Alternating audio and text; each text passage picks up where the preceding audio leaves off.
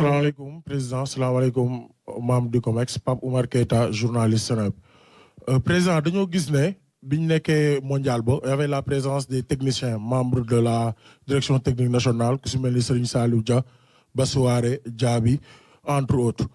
te sénégalais yu bëri dañoo constaté si match yi ñu joué yëpp surtout yi ñu perte ay problème de mauvaise lecture la ñuy wax ak ay problème de choix est-ce qu'il y avait un travail de collaboration parfaite entre parce que dañ naan dem compétition yu naan ñooñu ay espions lañ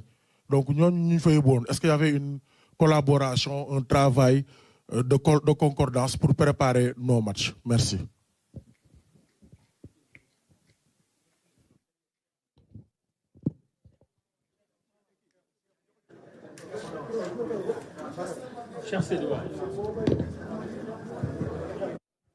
Voilà, Président. Moi, je m'appelle Ousmane Niang, journaliste Go 221. Sama question mooy maanaam sénégalais yu bari.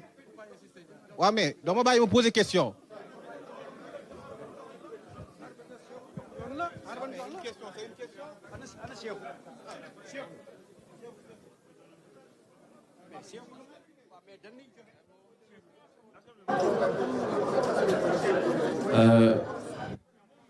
Saïkou Seydi la journaliste indépendant DW président démb ak tey déglu nañu le secrétaire général déglu nañu Bakary Cissé gis nañ ne delloo nañ ko postam ci lu ñu comprendre démb ak tey mooy ñun suñu laaj yëpp ak jafe-jafe suñu football yëpp benn nit la muy Pape Thiaw moom moo bañ a signé contrat moom moo dem foofu bañ a wax ak yéen bañ leen faale yéen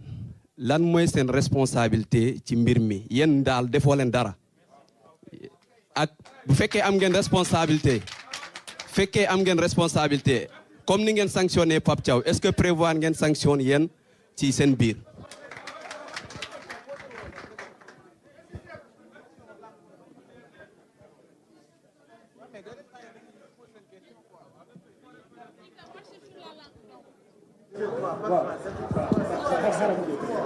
Voilà, merci beaucoup. Voilà, merci beaucoup. maa ngi leen di nuyu di leen ziare Ousmane Niang journaliste Go 221 daanaka mooy question bi ma bëggoon njëkk a poser parce que ñu ci bari ci sénégalais yi ñu ngi wax ne du Pape Thiaw rek moo war a daanu ci mbir bi nga xam ne moo am sénégalais yi ñu ci bari ñu ngi poser question bu fekkee Pape Thiaw dafa war a démissionner yéen la fédération sénégalaise également da ngeen war a démissionner voilà loolu moo nekk sama question la ngeen ciy wax.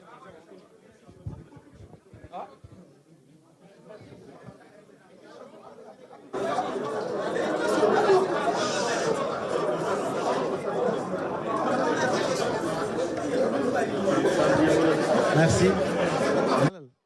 Allô, Malal.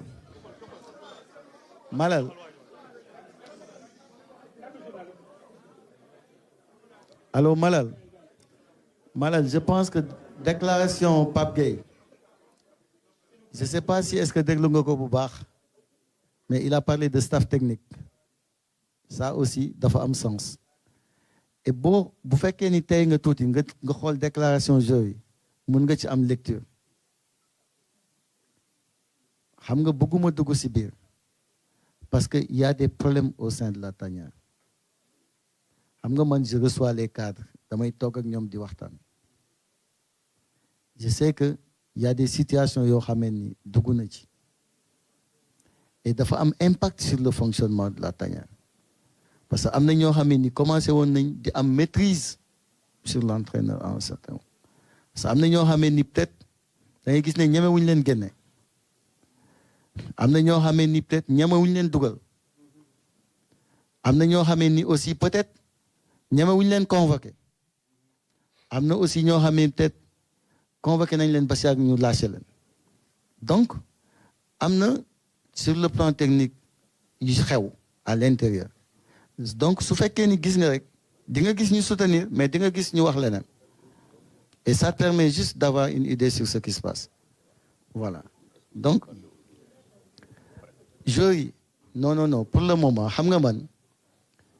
damay jaar toujours par le responsable damay bàyyi ba tey man toujours je passe par le capitaine moi je suis très administratif jamais budul situation exceptionnelle bu am xew-xew wala dara man lu may def yëpp je passe par le capitaine voilà loolu lay def léegi mais sur les superviseurs c'est une excellente question même le DTN dans son rapport mu ngi insister pour ñu koy impliquer le DTN n'a pas été impliqué dans cette coupe du monde waaw dama lay wax rek le DTN dans son rapport j'ai son rapport et donc bu DTN impliqué wul ak superviseur waaw parce que moi j'ai son rapport man lu may wax c'est factuel démb il était en COMEX voilà et loolu yëpp aussi ay situation moo ko def parce qu'à un certain moment on a fait croire au coach que bu nanguwul dem DTN moo koy remplacer on a créé des situations comme ça donc am na nee naa la suñu diggante ak Pape dafa am lu ci dugg loo xamee peut-être moo indi loolu beneen bi aussi sur la responsabilité vous savez fii nous sommes responsables en dernier ressort lépp ci am football bi lépp lu am ci football bi c'est le président qui est responsable mais man je ne fuis jamais mes responsabilités responsabilité du am ngay daw wala di démissionner il faut faire face parce que tey dafa am loo xamee ni su amee les conséquences risquent d'être ingérables pour le football sénégalais tey problème bu amee employé bokkul ak ki nga xamee ni mooy responsabilité doxal mbir mi voilà ñun on ne fuira jamais devant nos responsabilités et lépp lu mu war a jël comme mesure dinañ ko jël incha allah parce que boo xoolee boo xoolee gis nga xam nga milieu football mais milieu football y a une chose milieu football excusez-moi Bakary milieu football c'est un milieu très démocratique kenn du la may dara boo xoolee suñu réunion yi ça se fait de façon très démocratique li ñu war yëpp wax dañ koy wax mais lu ñu war a jubbanti aussi dañ koy jubbanti gis nga tey dans l'environnement de l'équipe am na lu bari jubbanti nañ ko c'est des résistances parce que ñi nga àndal peut-être bëgguñu loolu mais c'est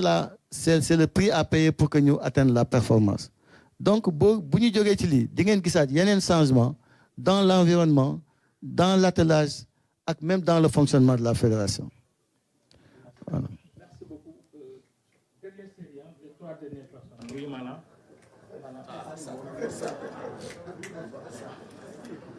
Deux ici.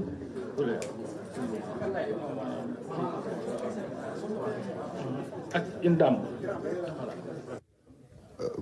Bonjour Président, bonjour à tous les membres du COMEX. Malang Sané, journaliste à Desports. Président ci rapport Souleymane Diallo directeur technique national